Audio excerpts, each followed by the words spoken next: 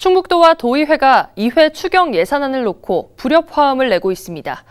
이런 가운데 김영환 지사의 보좌관 내정설이 돌며 도청 안팎에서 적절성 논란이 일고 있는데요. 예결위를 앞두고 가뜩이나 송국 검증을 벼르던 도의원들은 불편한 기색을 감추지 않는 분위기입니다. 유소라 기자입니다. 충북도 정책수석 보좌관 내정설을 둘러싼 논란이 확산하고 있습니다.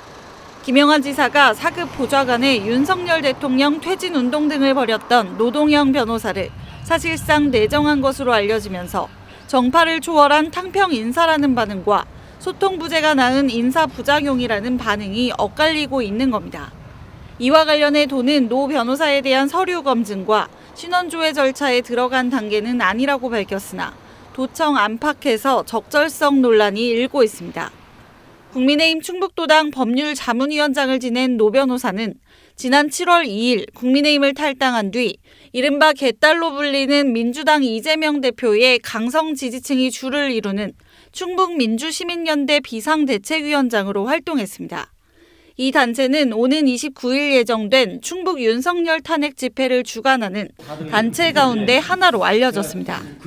논란이 확산하자 노 변호사는 9일 기자들을 만나 단체 성격을 제대로 알지 못한 채 참여했다가 2달 만에 나오게 됐다고 해명했습니다.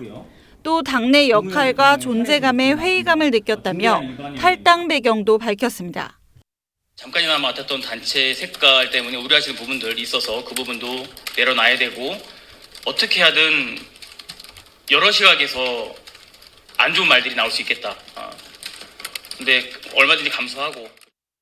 이번 인사 논란을 바라보는 도의회의 시선도 곱지 않습니다.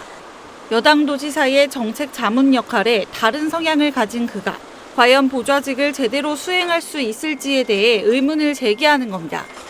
국민의힘 소속 한 상임위원장은 HCN과의 통화에서 김 지사에게 내정 철회를 직접 요구했음에도 회신을 받지 못했다며 불편한 기색을 드러냈습니다.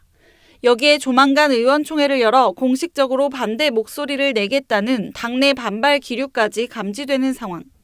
당장 예결위 예산 부활도 녹록지 않을 전망입니다.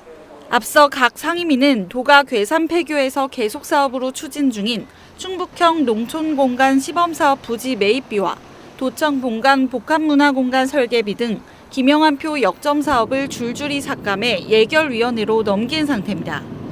후반기 원구성이 바뀐 뒤 처음 하는 예산심사인 만큼 날카로운 검증을 예고한 데다 일부 예결위원들은 오히려 상임위를 통과한 예산까지 삭감할 수 있다는 강경한 입장을 보이고 있습니다. HCN 뉴스 유소라입니다. 핫 컨텐츠 앤 뉴스 HCN